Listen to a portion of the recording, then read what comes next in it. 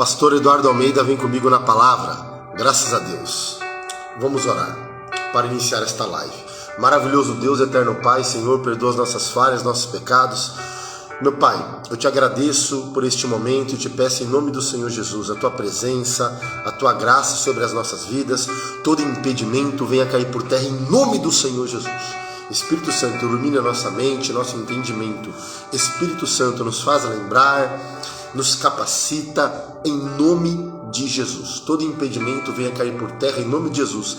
E através desse estudo desta palavra, possa alcançar o nosso coração, meu Pai, para podermos servir melhor o reino de Deus. Aleluia.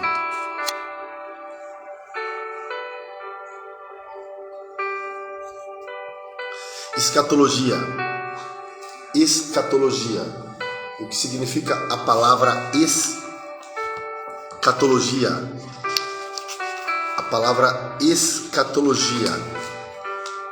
O termo escatologia é formado a partir da junção de dois radicais gregos, escatos. Escatos, paz em Jesus, Rayane, Deus abençoe. Escatos significa último e logia significa tratado. Portanto, escatologia é o estudo das últimas coisas. Eu vou repetir. Escatologia significa o estudo das últimas coisas. Ok? Em Deuteronômio, capítulo 29, versículo 29, sempre que formos estudar escatologia, precisamos entender e não ir além do que está escrito. Por que não ir além do que está escrito? As coisas encobertas são para o Senhor nosso Deus, Moisés vai dizer. Porém, as reveladas são para nós e nossos filhos. Eu vou repetir. As coisas encobertas são para o Senhor, nosso Deus.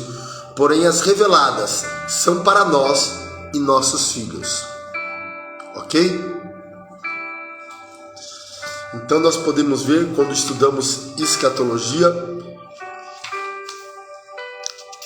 nós vamos estudar, abrange muita coisa: a morte física, a imortalidade da alma, o estado intermediário, a ressurreição, a segunda vinda de Cristo, os julgamentos, o milênio, a revolta de Satanás, o estado final e as dispensações e alianças da Bíblia. Então é algo muito interessante. Só para a gente ter uma noção da importância de estudar escatologia, olha só. Somente nas páginas do Novo Testamento, segundo nos informa Perman, o fato da segunda vinda de Cristo é mencionada mais de 300 vezes. Mais de 300 vezes se fala da volta de Cristo no Novo Testamento. Passa Jesus, varão valoroso, Flávio. Então, meus irmãos, é muito interessante e é a esperança da igreja, né? Nós podemos ver que o arrebatamento, a nossa maior esperança, a esperança da igreja está viva, né? Olha só, para o cristianismo bíblico,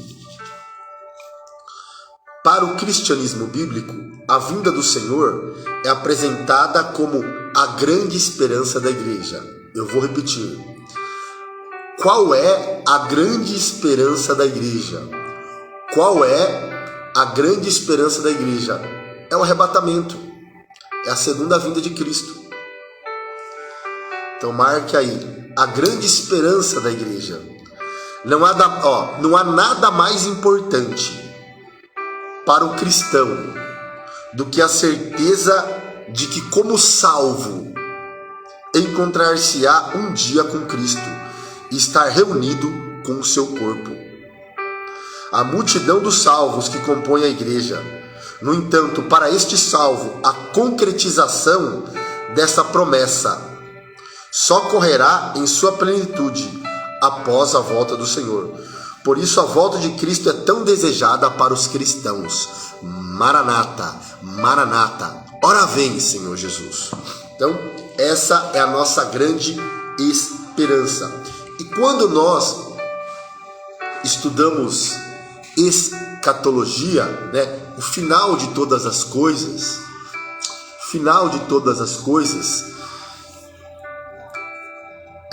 dentro desse bojo, nós podemos falar dos sinais, né, o princípio das dores que nós estamos vivendo. Os sinais que precedem a volta de Cristo. Sabemos que a volta de Cristo ocorrerá a qualquer momento. A volta iminente do Senhor Jesus. A qualquer momento, num piscar de olhos. Mas os sinais que precedem a volta de Cristo. Quais são os sinais que precedem a volta de Cristo?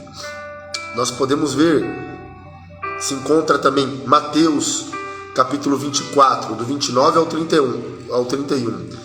Sinais na lua, sinais no sol, sinais na terra, terremotos. São sinais que mostram que a qualquer momento o Senhor virá.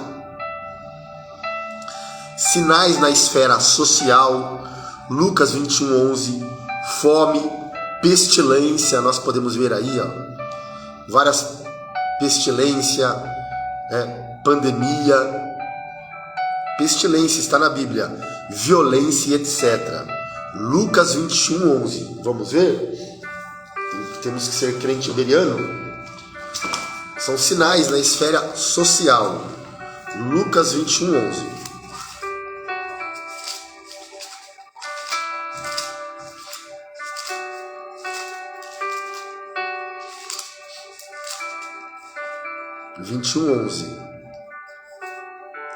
E haverá em vários lugares grandes terremotos. Olha aí, grandes terremotos, fomes, pestilências. Que ocorreu aí, Covid-19, pandemia. E haverá também coisas espantosas e grandes sinais no céu. Então são sinais que mostram que a qualquer momento, Jesus virá, voltará. Então, sinais na natureza, sinais na esfera social, acabamos de ver fome, pestilência, violência. Sinais na esfera política, como rumores de guerra, nação contra nação, reino contra reino, desequilíbrio econômico. É o que nós podemos ver, a inflação subindo, esse desequilíbrio econômico.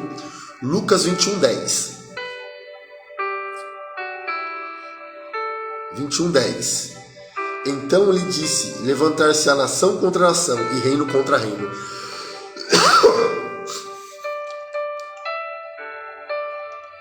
As coisas aumentando demais, os preços.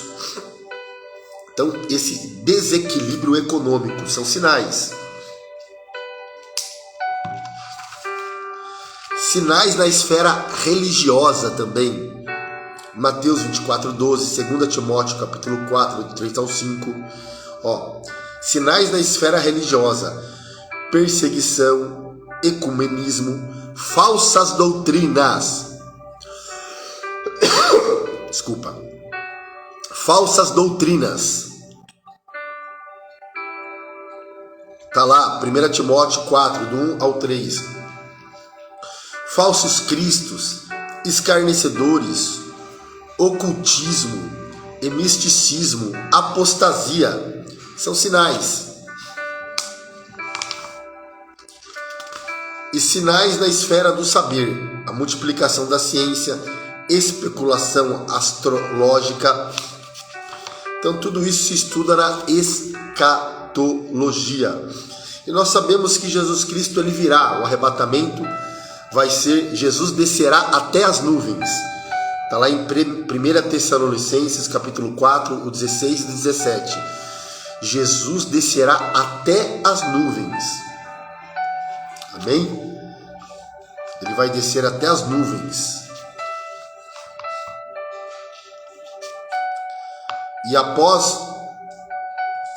E nós podemos ver um dos propósitos, amém, minha esposa Alcione, nós podemos ver um dos propósitos da segunda vinda do arrebatamento é retirar os salvos da terra.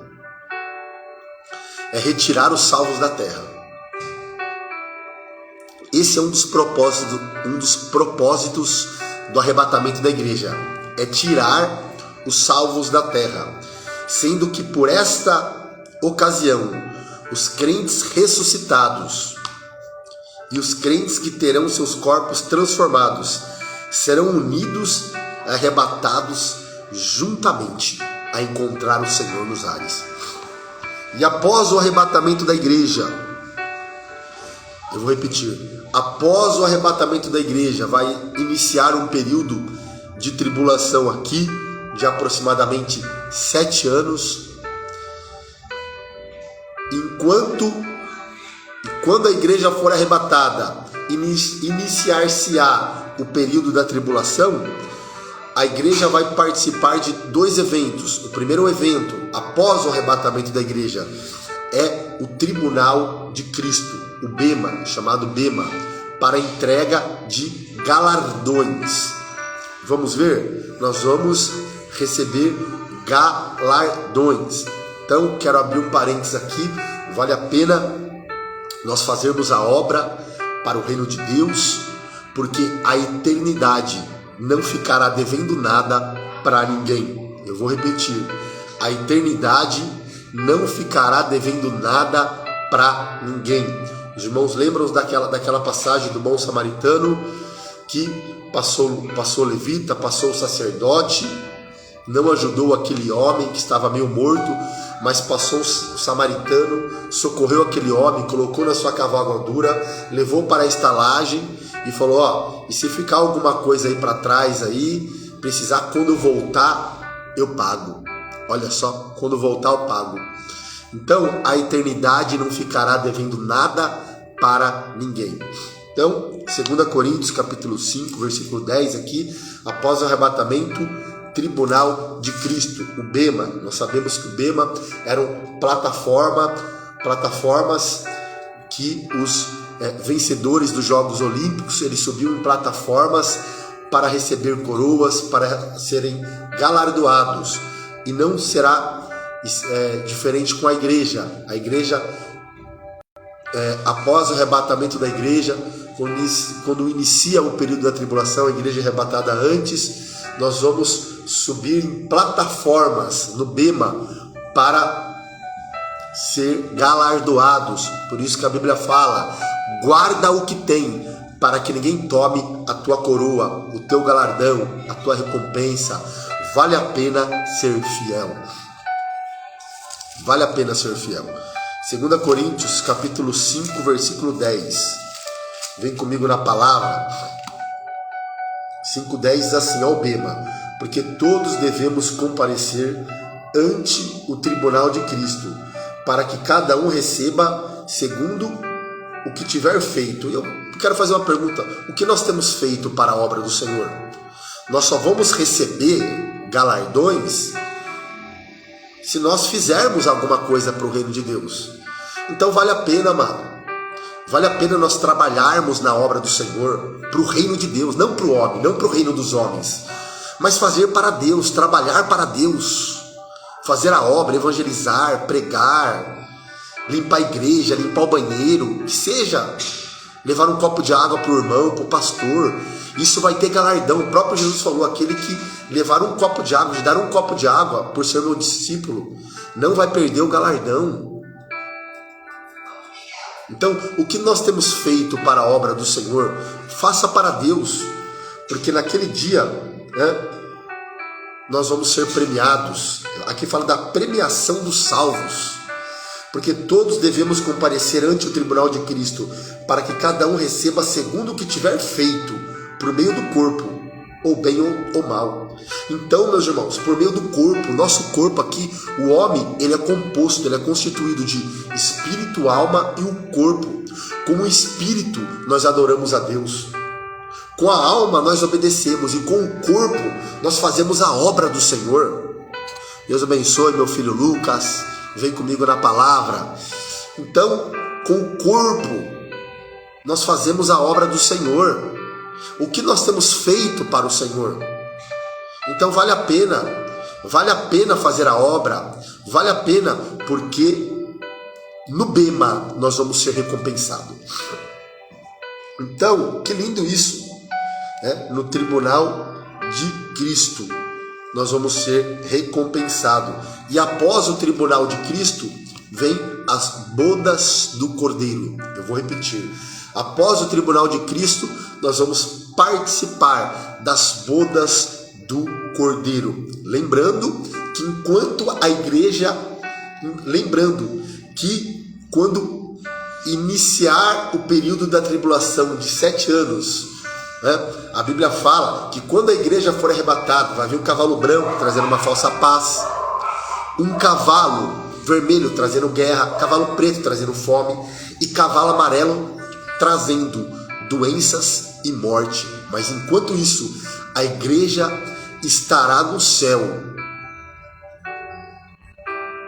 recebendo os galardões, e vai assentar-se à mesa com Abraão, com Isaac e com Jacó. Quem crê nesta promessa, essa é a grande esperança da igreja. Então nós podemos ver as bodas do Cordeiro. Então, depois do tribunal de Cristo, em seguida virá a festa das bodas do Cordeiro, que se encontra em Apocalipse, capítulo 19, do 7 ao 9. Que lindo isso, né? Vamos lá, vamos prosseguir. Então, quando estudamos escatologia, tudo isso se encontra nesta matéria linda. Lembrando que nós não podemos confundir o tribunal de Cristo, que é para a igreja, para entrega, né? A igreja os salvos serão premiados para a entrega de galardões, com o tribunal do trono branco, que é para julgar os ímpios. Não confunda, amém? Também porque nós vamos estar salvos já, quando a igreja for arrebatada, nós formos arrebatados, nós já estamos salvos já. Então não tem mais o problema, o perigo de perder a salvação. Tem sim, enquanto nós estamos aqui na terra, neste corpo que ainda não foi transformado, pela glória de Deus. Nós estamos num corpo sujeito a pecar, sujeito a errar, sujeito a cair. Por isso que a Bíblia fala: aquele que está de pé, toma cuidado para que não caia. Por isso que nós não podemos errar o alvo. A Bíblia vai dizer: olhe para Jesus, o autor e consumador da nossa fé. Não como Adão, nós podemos ver no Éden. Pecado significa errar o alvo, errar o objetivo. E quando nós deixamos de olhar para Jesus, erramos o alvo, erramos o objetivo. Então olhe para Jesus. Amém?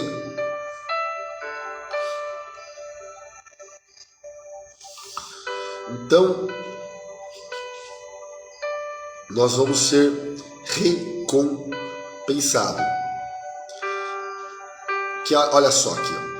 Os juízos dos crentes não será para a salvação, porém já estamos salvos, ou para a perdição, pois quanto à salvação já fomos declarados absolvidos de toda a culpa. Olha só, fomos declarados absolvidos.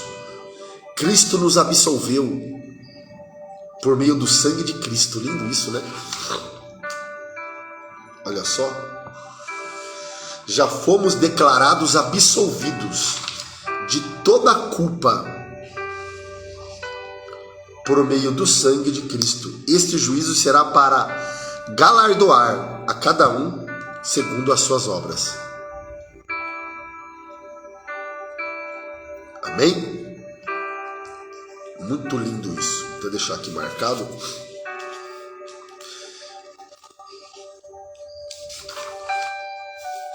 Então, o tribunal de Cristo significa bema. Olha só, de acordo com o que estudamos anteriormente, o termo utilizado para tribunal, na expressão tribunal de Cristo, vem do vocábulo grego, bema, que indica uma plataforma elevada, como aquelas usadas pelos oradores, pelos árbitros das competições esportivas ou pelos juízes em seus julgamentos formais. O tribunal de Cristo será um juízo não para a salvação, mas para que cada um receba o seu galardão. Olha só. Então, esta matéria ela é muito importante, porque após o arrebatamento da igreja, a igreja participará do Bema, Tribunal de Cristo, bodas do Cordeiro, para se cada um vai ser recompensado segundo as suas obras. As obras de cada um serão provadas pelo fogo, sendo comparadas ouro, prata e pedras preciosas, madeira, feno e palha. Isto indica que alguém que fez muito poderá receber menos. Dá para entender isso aqui? Porque o que Deus ele vê é a nossa intenção, é o nosso coração. Às vezes uma pessoa tá pregando, tá ali, mas não é para a glória de Deus. A motivação dele é o orgulho, é a soberba. Mas que a nossa motivação, a nossa intenção seja a cruz, seja para a glória de Deus, para ganhar almas. Então o tribunal de Cristo para julgar e galardoar os salvos será para todos os salvos da igreja. Olha o Bema, tribunal de Cristo será para todos os salvos da igreja. Que mais? Após o arrebatamento e antes da revelação, pois viveremos com ele. Olha só, o que será julgado no tribunal de Cristo? Lembrando que nós já estamos salvos. Os motivos e as atitudes secretas do coração. Então o que Deus vai julgar são as intenções do nosso coração. Com que intenção eu fiz a obra do Senhor? Qual foi a intenção? Qual foi a minha motivação para pregar, para evangelizar, de ajudar o pastor, a igreja? Qual é a minha maior motivação? Qual é a minha intenção? Amém? Recompensas e galardões. A coroa do gozo para o ganhador de almas. Olha só. 1 Tessalonicenses 2,19. Coroa do gozo para o ganhador de almas. Então, para quem ganha almas, o nosso trabalho no Senhor não é em vão. Nós vamos receber coroas. Olha que lindo isso. Então a Bíblia, está escrito na Bíblia, aquele que ganha almas, naquele dia na eternidade, no Bema, ele vai ser recompensado. Ele vai receber coroa, significa recompensa. Vamos ver aqui, a coroa do gozo. 1 Tessalonicenses capítulo 2, versículo 19, está na Bíblia. 1 Tessalonicenses 2,19. E lembrando que aqui nós, a igreja, ela está aqui para dois significativos propósitos.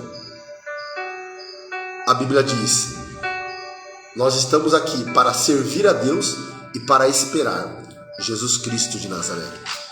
1 Tessalonicenses 2,19.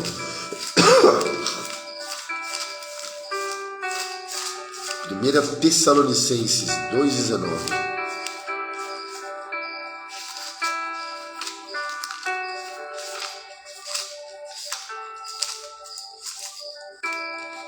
Porque qual é a nossa esperança? Ou gozo, ou coroa de glória? Porventura não o sois vós também diante de nosso Senhor Jesus Cristo em sua vinda? Então, 2,19. Porque qual é a nossa esperança? Ou gozo, ou coroa de glória? Então, para o ganhador de almas, tem a coroa do gozo para o ganhador de almas. Coroa da justiça para quem organiza sua vida no amor e esperança da segunda vinda de Cristo. Olha só, recompensa. terá recompensa para quem ganha almas, será recompensado o ganhador de almas, será recompensado, olha só, aquele que espera o arrebatamento da igreja. 2 Timóteo 4:8, vem comigo na palavra, 2 Timóteo 4:8. 4:8. Desde agora a coroa da justiça me está guardada, a qual o Senhor justo juiz me dará naquele dia, e não somente a mim, mas também a todos os que amarem a sua vinda. Então todos aqueles que amam a vinda do Senhor, que amam, que anelam, que esperam, que desejam, que aguardam o arrebatamento da igreja, será recompensado. Será recompensado com a coroa da justiça me está guardada. Paulo lhe fala, prestes a morrer, dentro de uma masmorra. Paulo fala isso. Desde agora a coroa da justiça me está guardada, a qual o Senhor justo juiz me dará naquele dia, e não somente a mim, mas também a todos os que amarem a sua vinda. Deixa eu fazer uma pergunta: quem ama a vinda do Senhor ainda? Quem ama a vinda do Senhor? Essa é a nossa esperança. Maranata, ora vem, Senhor Jesus. Eu vou repetir: Maranata, ora vem, Senhor Jesus. Nós acabamos de ver aqui os sinais na esfera social, sinais na esfera política, desequilíbrio econômico, sinais na esfera social, pestes, fomes, doenças. Tudo isso indica e mostra que a vinda do Senhor ocorrerá a qualquer momento, a volta iminente do Senhor, a qualquer momento. Não sabemos. O que sabemos que vai ser tão rápido, em 7 milésimos de um segundo, no abrir e fechar de olhos, que nem Paulo vai dizer, no piscar de olhos. Por isso que precisamos estar na presença de Deus, buscar a presença de Deus, não como Saul, um crente carnal, que tinha inveja de Davi e não se preocupou em trazer a arca. Mas quando Davi reina, ele diz: precisamos trazer a arca. E a arca representa, simboliza a presença de Deus, a glória de Deus, a arca. E Davi buscou a arca. Na primeira vez buscou de maneira errada, não segundo a palavra. A festa foi interrompida, mas depois ele vai para a Bíblia, ele vê que eram os levitas que tinham que se santificar. Aí ele vai buscar a arca, e ele traz a arca, ele traz a presença de Deus. Então, precisamos permanecer e ficar na presença de Deus. Hoje eu gravei um vídeo curtinho, e eu comentei, isso aqui é forte, ó, que o verdadeiro evangelho, porque Paulo vai dizer de um falso evangelho, né? De um falso do evangelho. E qual que é a diferença? O falso evangelho. O falso evangelho, ele propõe para você uma vida sem cruz. E não existe salvação sem cruz. Uma vida com Deus sem compromisso, uma vida com Deus sem renúncia, uma vida com Deus sem propósito. Esse é o falso evangelho. Mas o verdadeiro evangelho não. Eu comentei hoje, num vídeo curto que eu falei, que o verdadeiro evangelho, 1 Coríntios capítulo 6, versículo 10 e 11, vê lá, que vai falar que os adúlteros, efeminados, sodomitas, os bêbados, os ladrões, não herdarão o reino de Deus, mas se alguns têm sido lavados. O que eu aprendo aqui? Quem nós éramos e o que o sangue de Jesus nos fez tornar. Eu vou repetir: quem nós éramos e o que o sangue de Jesus nos fez tornar, uma nova criatura. É o sangue de Jesus que nos purifica. Então, o verdadeiro evangelho, ó, vamos usar aqui uma ilustração, é a mesma coisa o barro. Quando o oleiro não tira o barro, para que serve o barro? Para ser pisado pelos homens. Mas quando o barro ele é tirado, eu vou repetir, quando o barro ele é tirado, o oleiro vai trabalhar no barro. Quando o barro é tirado, o oleiro vai moldar o barro, vai limpar o barro e fazer desse barro um vaso de honra e glória para o Senhor. Então, o verdadeiro evangelho, ele abraça nós, ele abraça você como você está, ele abraça você como você está, ele te abraça, não importa como você está, no mundo, na prostituição, nas drogas, enfim. O evangelho ele te abraça como você está, mas o verdadeiro evangelho, olha a diferença, ele não permite que você continue como você está. Eu vou repetir, o verdadeiro evangelho ele não permite que você continue como você está, porque o evangelho diz que nós precisamos se arrepender e confessar os nossos pecados, para que o sangue de Jesus nos purifique e nos torne uma nova criatura em Cristo Jesus. Para que possamos aguardar o maior evento da igreja, a maior festa da igreja, o arrebatamento da igreja.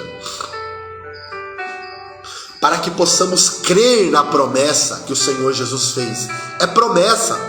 O arrebatamento, o próprio Senhor Jesus, ele deixou esta promessa, que neste dia de hoje, neste início de noite, está ardendo e queimando no meu coração. Maranata, Maranata, Maranata, ora vem, Senhor Jesus. O próprio Senhor Jesus disse, aonde? João capítulo 14, versículo 2. E se eu for e vos preparar lugar, virei outra vez e vos levarei para mim mesmo, para que onde eu estiver, estejais vós também. Estejais vós também. Estejais vós também. Então essa é a minha sentença de fé. Eu vou repetir. Essa é a minha sentença de fé. Eu creio que Jesus vai voltar. Eu vou repetir. Essa deve ser a minha sentença de fé. Eu creio que Jesus vai voltar.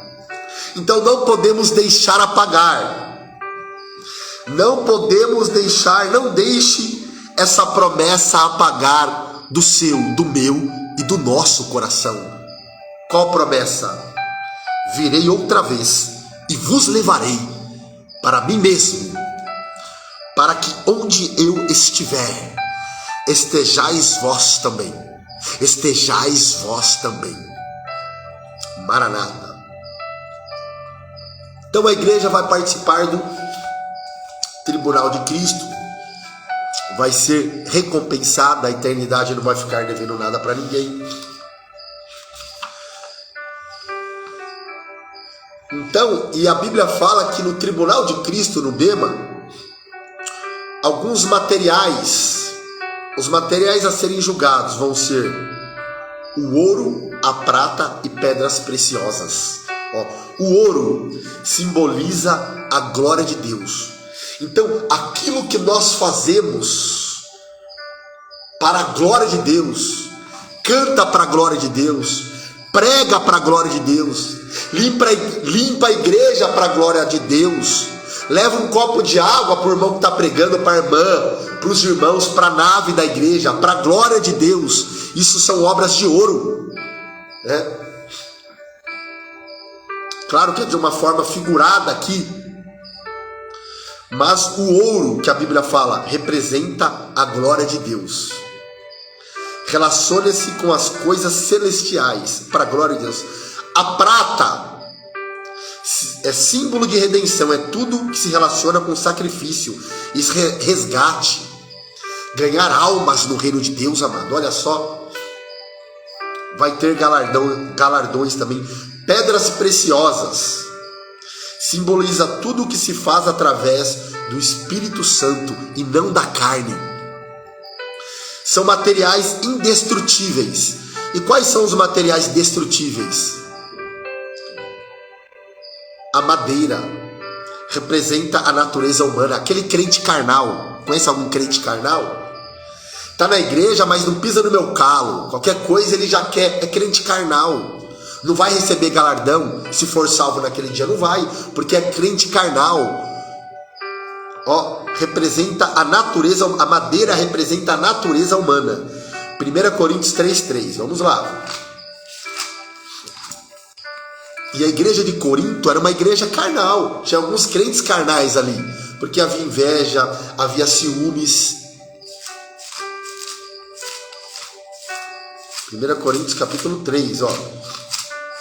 Vamos conferir na Bíblia. Vem comigo na palavra. Olha só. E eu, irmãos, não vos pude falar como a espirituais, mas como a carnais, como a meninos em Cristo. Com leite vos criei, e não com manjar, porque ainda não podíeis, nem tampouco ainda agora podeis. Porque ainda sois carnais. Olha o que Paulo fala. Ainda sois carnais. Paulo está dizendo aqui. Com licença.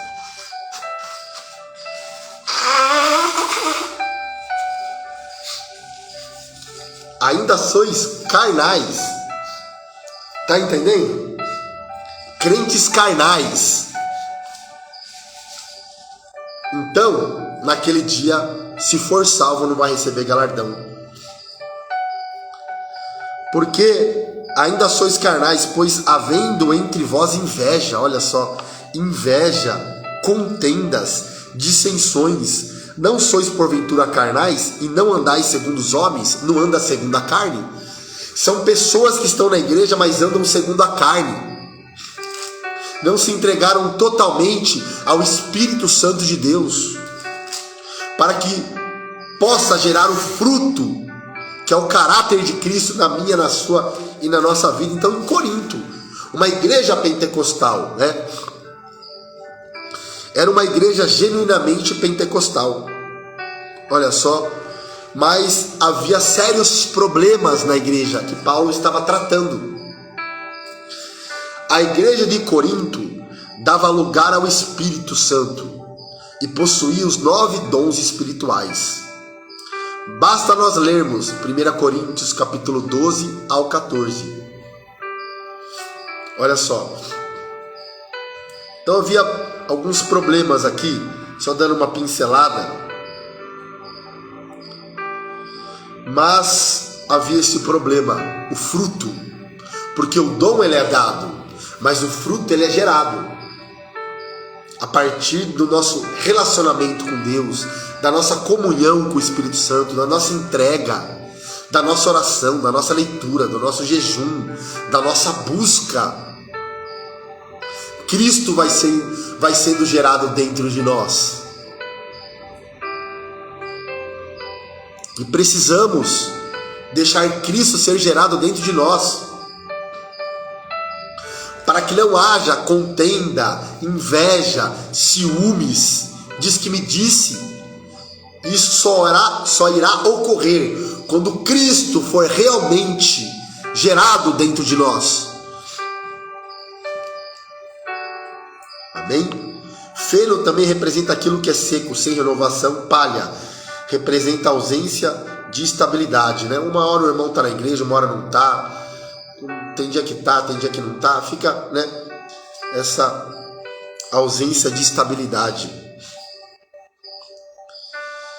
Ó, a palha não tem sabor. Fala dos crentes que não perseveram no trabalho de Cristo.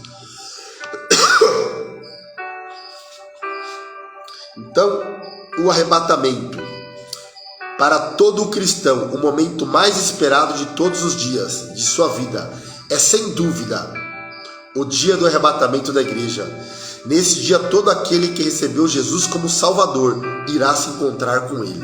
Olha só, o arrebatamento são para todos aqueles que receberam Jesus como Salvador e Senhor da sua vida. Esse sim irá se encontrar com Ele nas nuvens, estando liberto para sempre de qualquer tipo de provação, dor, angústia, lágrimas, tristezas e problemas. E o termo arrebatamento, se nós formos ver aqui, o termo arrebatamento no grego significa harpazo. Repete comigo de novo aí, harpazo no grego. Vai, terceira vez. Harpazo, cujo significado significa arrancar.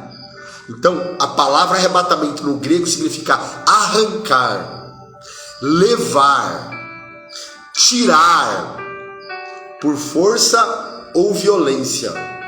Mostra rapidez e urgência.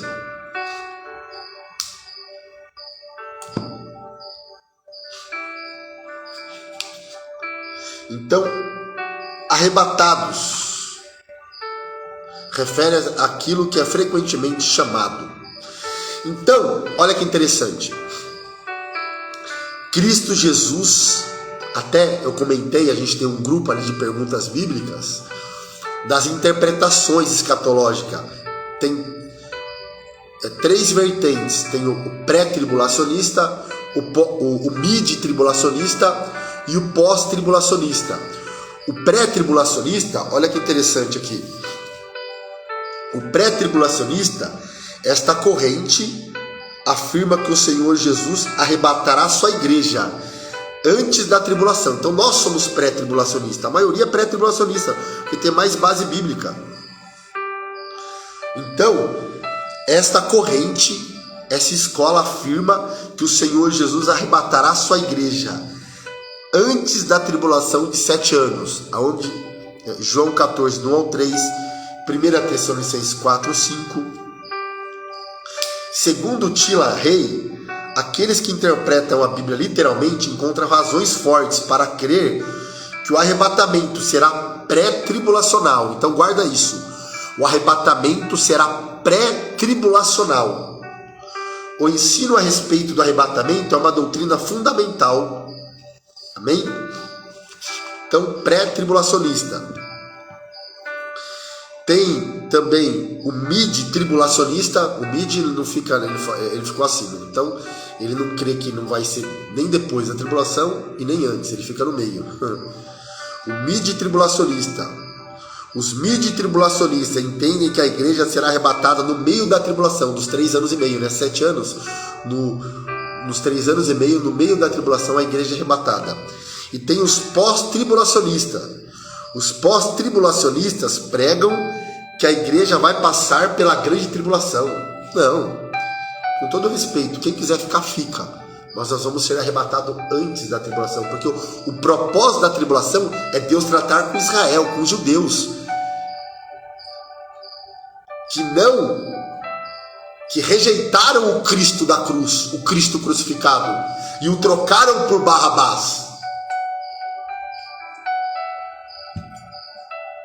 Esse é o propósito. Não, o pós-tribulacionista, os pós-tribulacionistas pregam, ensinam, pastores, hein? Que a igreja vai passar pela grande tribulação. No entanto, esse ensino não tem base sólida na palavra de Deus. Eu vou repetir. Esse ensino do pós-tribulacionista não tem base sólida na palavra de Deus. Eu vou repetir. Esse ensino do pós-tribulacionismo, que a igreja passará na tribulação, não tem base sólida na palavra de Deus. Jesus disse à igreja de Filadélfia, que representa a igreja fiel, que iria guardá-la da hora da tentação que há de vir sobre todo mundo, para tentar os que habitam na terra. A igreja não estará mais na terra quando começar a grande tribulação. Eu vou repetir. A igreja não estará mais na terra quando começar a grande tribulação. Paulo ensina que devemos esperar dos céus a seu Filho, a quem ressuscitou dos mortos, a saber, Jesus, que nos livra da ira futura. Eu vou repetir. Paulo vai dizer que nos livra da ira futura. E que ira é essa? A grande tribulação, o período de 7 anos.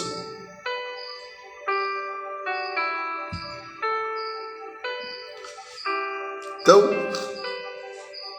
tem essas interpretações escatológicas, mas nós aprendemos aqui que o ensino que tem mais base e sólida na palavra de Deus é o pré-tribulacionismo. Amém?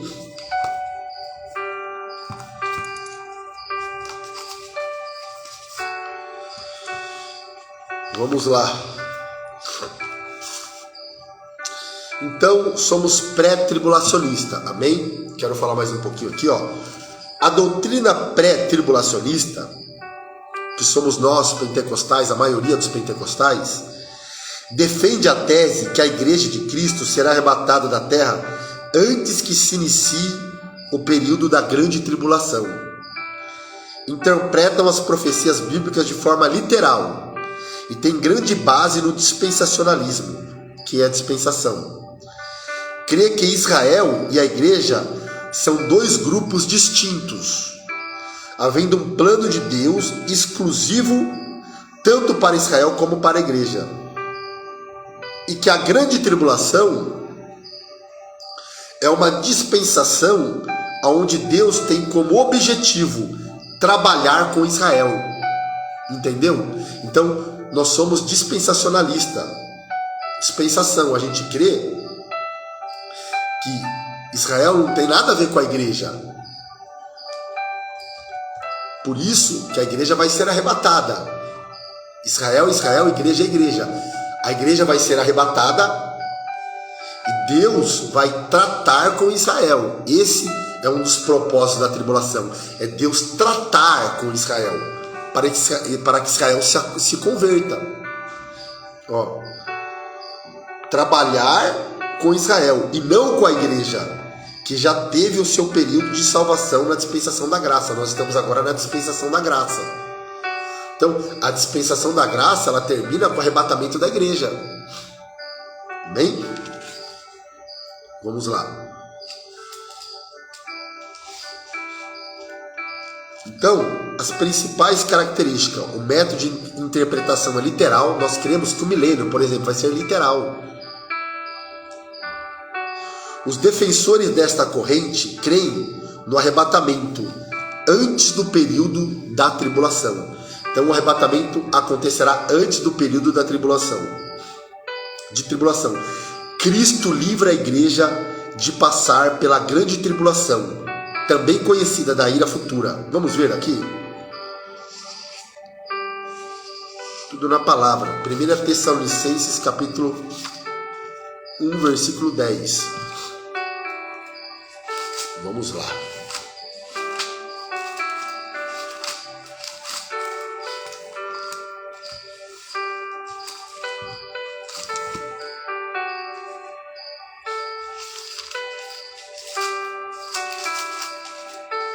Um 10, ó. A esperar dos céus, no 9, olha que interessante, nessa carta, 1 Tessalonicenses, o tema é a vida santa até a volta de Cristo. Certo? Que 7 anos vai ser 7 anos de tribulação depois do arrebatamento da igreja. O Senhor virá em glória, visível aos olhos humanos. Mas olha que interessante, no arrebatamento da igreja, que vai ser o arrebatamento será secreto, nós podemos colocar só para os salvos, ó, porque ele mesmo anunciam de que nós, qual a entrada que tivemos para convosco, como dos ídolos vos convertestes a Deus. Então, olha a igreja de Tessalônica, as pessoas se converteram dos ídolos a Deus. Como dos ídolos vos convertestes a Deus, para servir ao Deus vivo e verdadeiro, esperar do céu a seu Filho, a quem ressuscitou dos mortos, a saber, Jesus que nos livra da ira futura. Olha que lindo isso. Forte, né?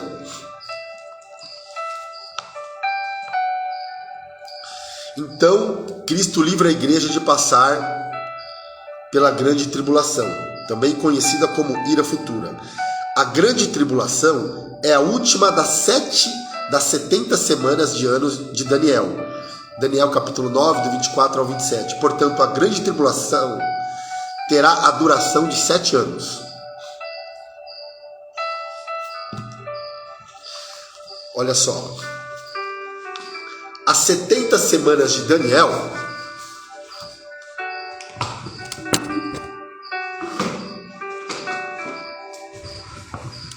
melhorou agora.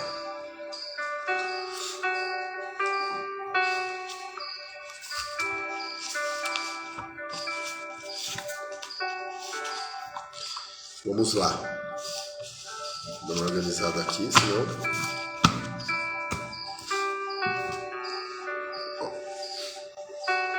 As 70 semanas de Daniel, capítulo 9, do 24 ao 27, estão determinadas para Israel e não para a igreja.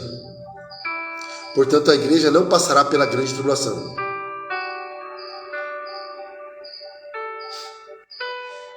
O dispensacionalismo, que somos nós, estudo das dispensações, tem grande influência nas posições defendidas pelo pré-tribulacionista e pelos pré-milenistas.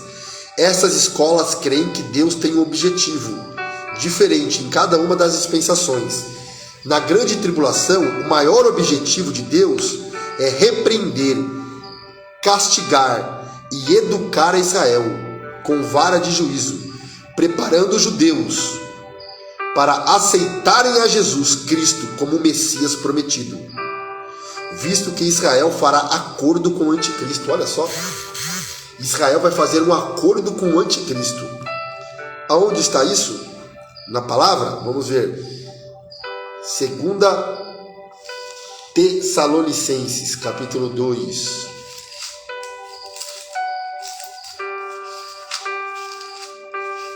Capítulo 2.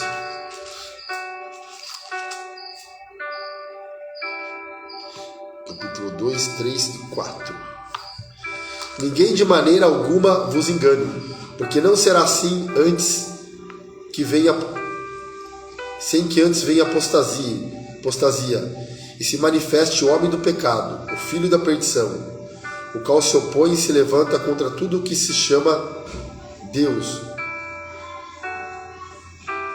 ou se adora, de sorte que assentará como Deus no templo de Deus, querendo parecer Deus.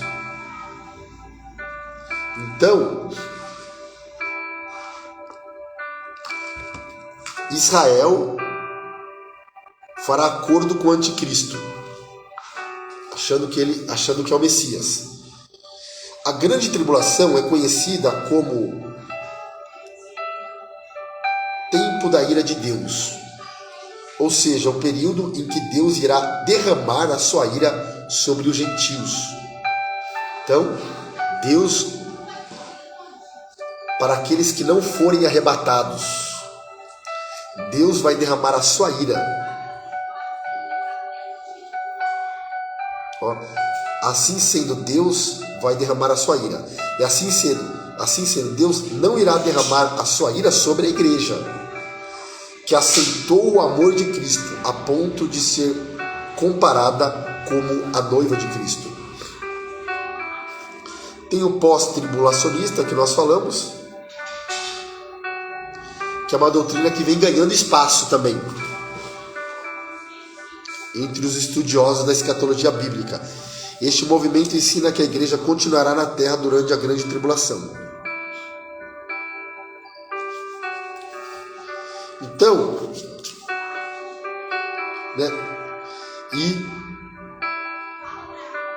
como estudamos anteriormente, cada uma das correntes tribulacionistas tem uma explicação em relação ao porquê em que momento a igreja será arrebatada. No entanto, é necessário frisarmos que o arrebatamento Guarde isso daí. Que o arrebatamento livrará a igreja da grande tribulação. Amém? Vai livrar.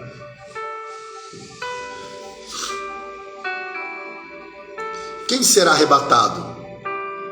Quem será arrebatado? Os que creem em Cristo e o seguem. Olha só. Os que creem em Cristo e o seguem. Os que ouviram a palavra e creram.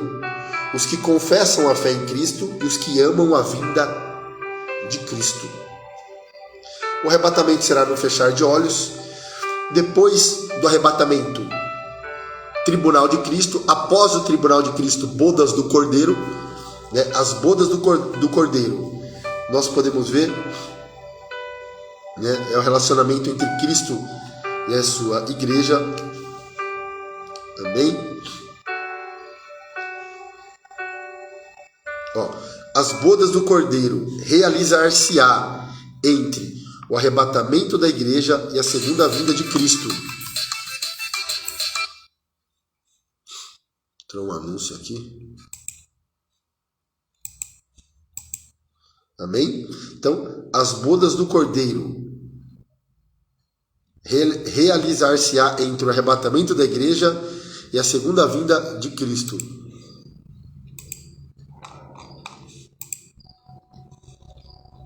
Amém?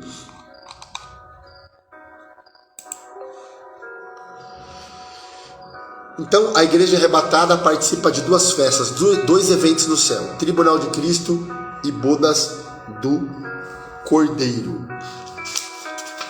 Isso é muito importante. O esposo, Jesus Cristo é o esposo. Olha só.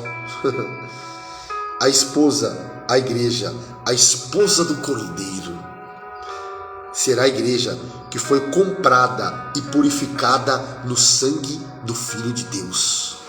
Que lindo isso, né? Quem nós éramos e o que o sangue de Jesus nos tornou a ser.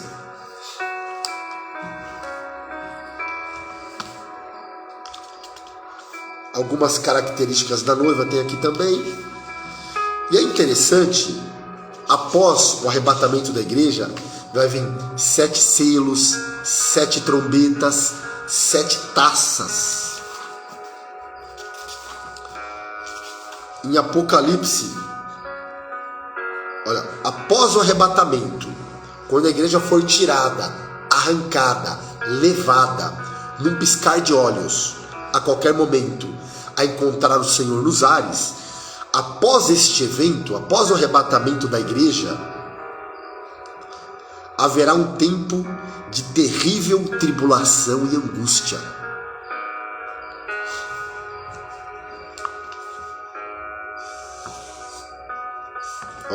Após o arrebatamento, haverá um tempo de terrível tribulação e angústia, predito pelos profetas do Antigo Testamento e confirmado pelo restante das Escrituras.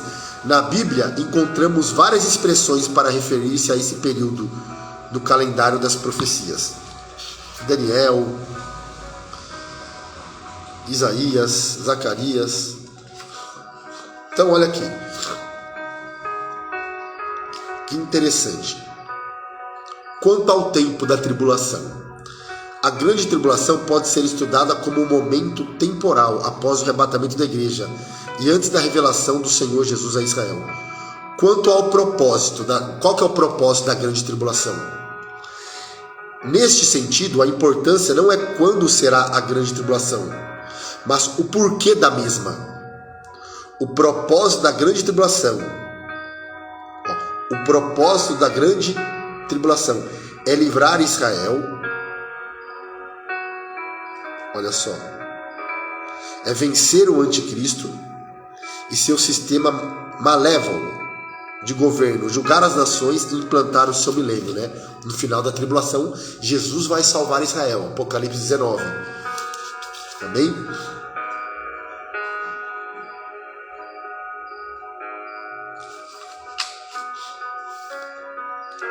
Então, biblicamente, a grande tribulação será, biblicamente, após o arrebatamento da igreja, que se dará quando se completar o número dos gentios, conhecida como a grande tribulação, da qual é salvo uma grande multidão de todas as nações, tribos, povos e línguas.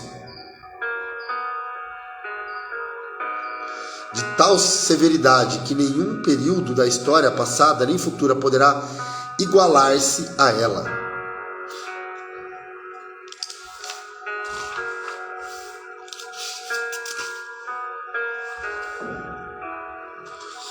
Ok? Então a igreja de Cristo é isenta, eu vou repetir, a igreja de Cristo é isenta deste período profético. Por quê? Ela vai ser arrebatada antes, 2 Tessalonicenses capítulo 2, versículo 3, 6 e 8. Ela é luz do mundo, não pode ficar nas trevas. Ela é sal da terra e não pode ficar na podridão espiritual. Olha só aqui. 1, 2, 3, 4, 5, 6, 7 motivos. Por que a igreja não passará na tribulação? Porque ela vai ser arrebatada antes, porque ela é luz e não pode ficar nas trevas, porque ela é sal e não pode ficar na podridão espiritual, ela é santa e não pode sofrer as iniquidades do anticristo, ela guarda com paciência a palavra de Deus, ela tem o Espírito Santo e Jesus o prometeu.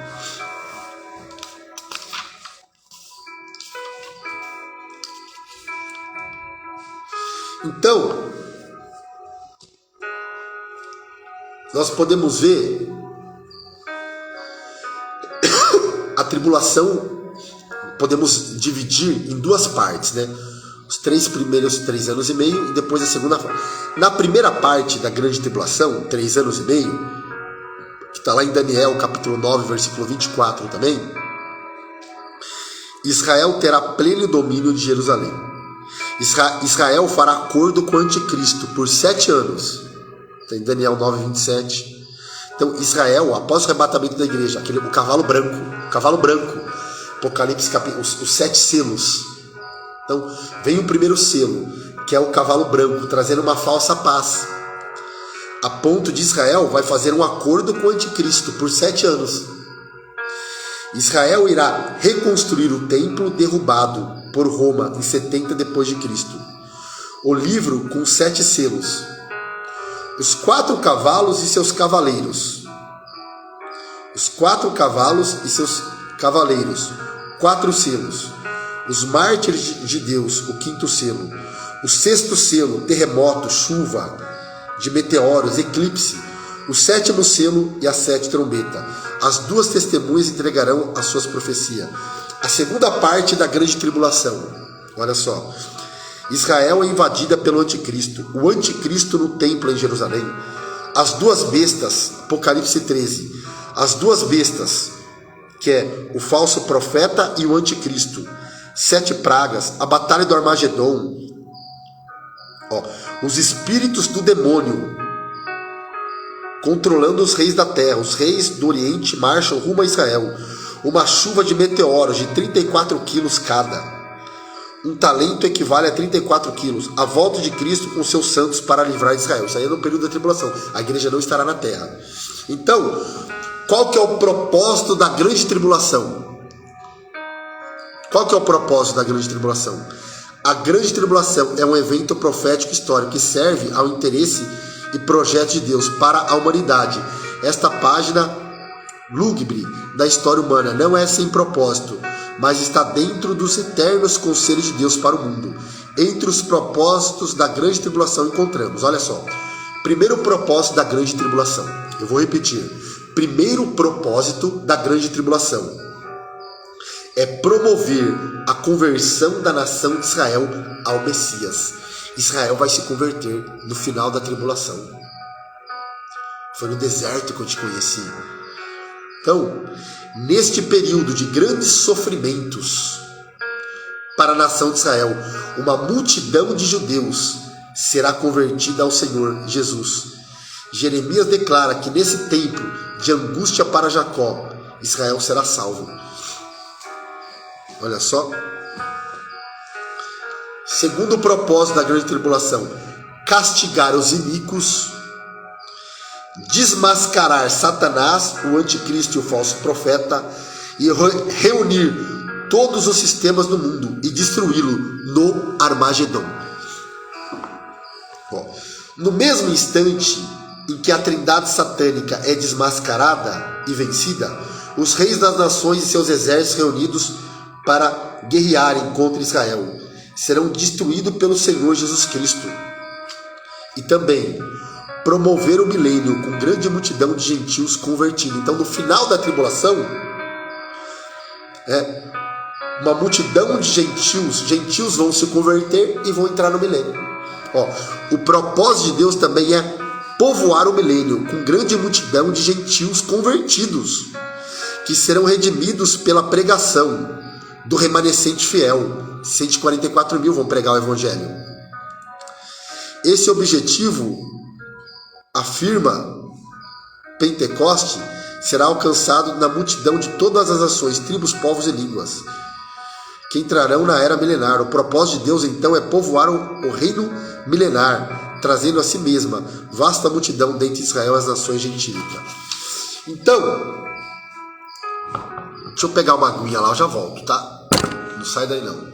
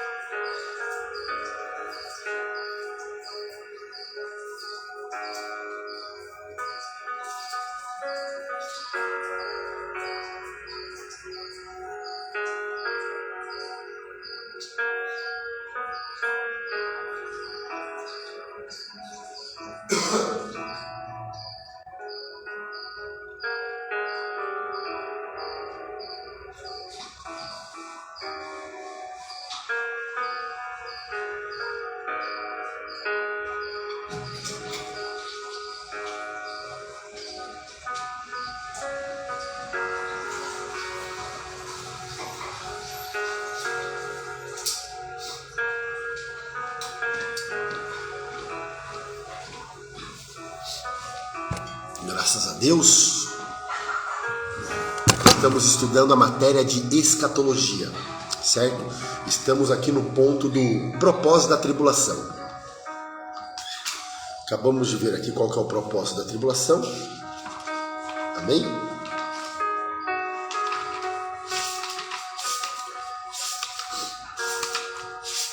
Agora nós vamos entrar nos 7 selos após o arrebatamento da igreja. Vai ser um momento de aflição como nunca houve. Enquanto isso, a igreja estará no céu, participando do tribunal de Cristo e das bodas do Cordeiro. Vimos aqui o propósito da tribulação, que é promover a conversão da nação de Israel ao Messias, castigar os iníquos, desmascarar Satanás, o anticristo e o falso profeta. Apocalipse capítulo 19, 11 ao 21. Amém? E os eventos da grande tribulação. Vamos lá agora. A Bíblia vai dizer, após o arrebatamento da igreja, que se inicia em Apocalipse capítulo 6, vai falar dos 7 selos. 7 selos. O primeiro selo, ele é aberto. É o cavalo branco. Mas esse cavalo branco, que após o arrebatamento da igreja vai vir um cavaleiro, o cavalo branco, é o anticristo. Amém? E havendo o cordeiro aberto um dos selos, Apocalipse 6:2, olhei e ouvi um dos 4 animais que dizia, como em voz de trovão, vem e vê. E olhei, e eis um cavalo branco, e o que estava assentado sobre ele tinha um arco, que fala do alcance, do governo do anticristo. E foi-lhe dado uma coroa, e saiu vitorioso para vencer. O primeiro selo possui paralelo com Zacarias, também está lá no capítulo 1, do 7 ao 17, do capítulo 6, do 1 ao 8, que tratam do simbolismo dos 4 cavalos. As opiniões acerca da identidade deste cavaleiro têm ocupado diversos biblistas, chegando cada um deles a resultados dispares. Mas olha só.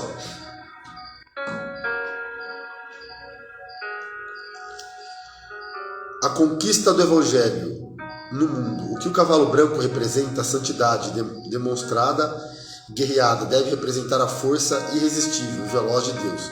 Gilberto assevera que este cavaleiro, que é o primeiro selo, não pode ser Cristo, porque Cristo é quem abre o selo. Além disso, Cristo sempre tem em seu cortejo, em sua companhia, melhores agentes do que os mencionados neste capítulo: guerra, fome e peste.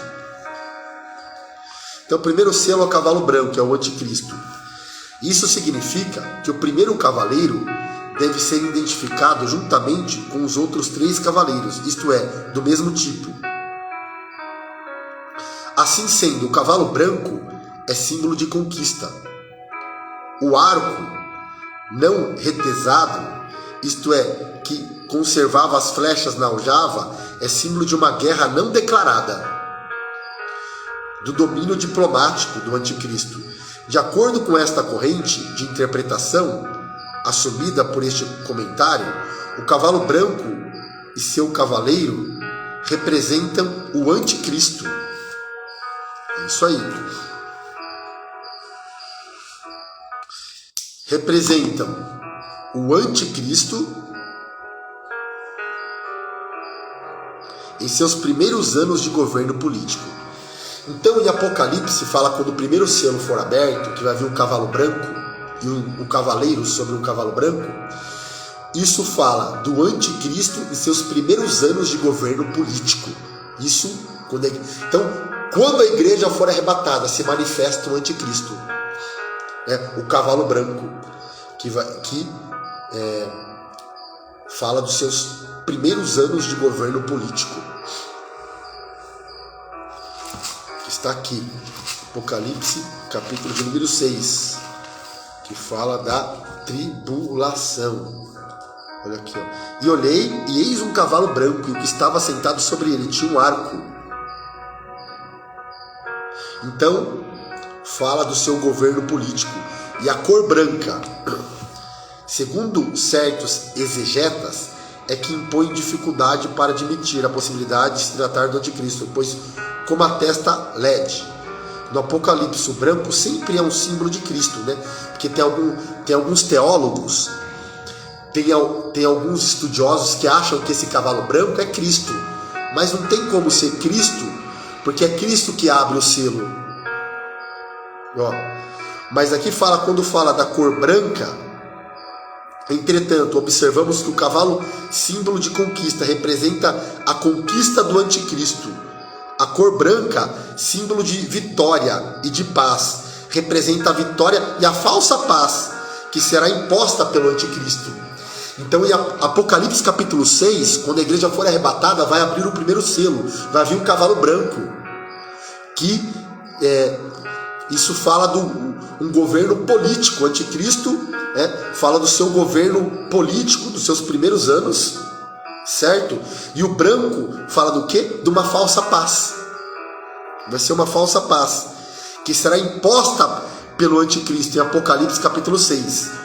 O arco representa o domínio do anticristo, através da diplomacia e da Guerra Fria. A coroa representa o triunfo do anticristo. Isso em Apocalipse capítulo 6. Então, o cavalo branco de Apocalipse capítulo 6 é o genérico, porque Cristo no Apocalipse 19 vem num cavalo branco juntamente com a igreja. Então, esse cavalo branco de Apocalipse capítulo 6 é o anticristo. É o anticristo.